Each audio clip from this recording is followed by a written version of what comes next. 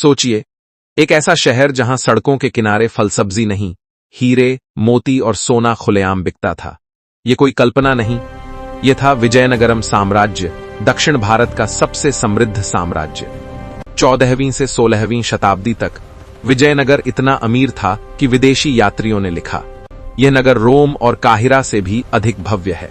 इस साम्राज्य के सबसे प्रसिद्ध राजा थे कृष्णदेवराय, योद्धा भी, विद्वान भी और कला के महान संरक्षक। उनके दरबार में थे अष्टदिग्गज, 8 महान विद्वान। इन्हीं में से एक थे चतुर, हास्यप्रिय और बुद्धिमान तेनालीराम।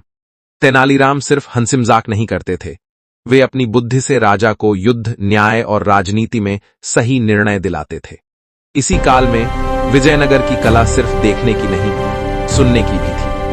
यहाँ के मंदिरों में ऐसे स्तंभ बनाए गए थे जिन्हें हल्के से छूने पर सारे मम्पा धनी की ध्वनियां गूंज उठती थीं। हर स्तंभ किसी वाद्य यंत्र की तरह स्वर उत्पन्न करता था। कहा जाता है, इन पत्थरों को सामान्य हथौड़े से नहीं, बल्कि संगीत की समझ के साथ तराशा गया था। विजयनगर में वास्तुकला, गणित और संगीत तीनों एक साथ सांस लेते थे। यही कारण था कि यह साम्राज्य केवल शक्तिशाली नहीं, अद्भुत भी था। अब प्रश्न यह है, इतना शक्तिशाली साम्राज्य नष्ट कैसे हुआ?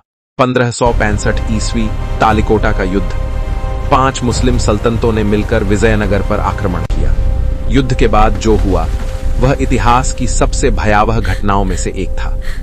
लगातार 6 महीनों तक विजयनगर नगर जलता रहा। मंदिर तोड़े गए, पुस्तकालय जला दिए गए और जो नगर सोने से चमकता था वह खंडहर बन गया। कहा जाता है, इतना धन लूटा गया कि कई पीढ़ियां उसकी समृद्धि पर पलती रहीं। आज विजयनगर को हम हम्पी के नाम से जानते हैं, खंडहरों में दफन इतिहास।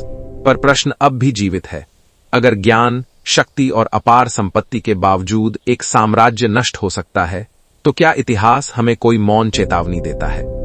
अगर आपको ऐसे इतिहास के छुपे रहस्य और अद्भुत कथाएं पसंद आती हैं, तो चैनल को सब्सक्राइब करना न भूलें और इस कहानी को अपने जैसे जिज्ञासुओं तक जरूर पहुंचाइए।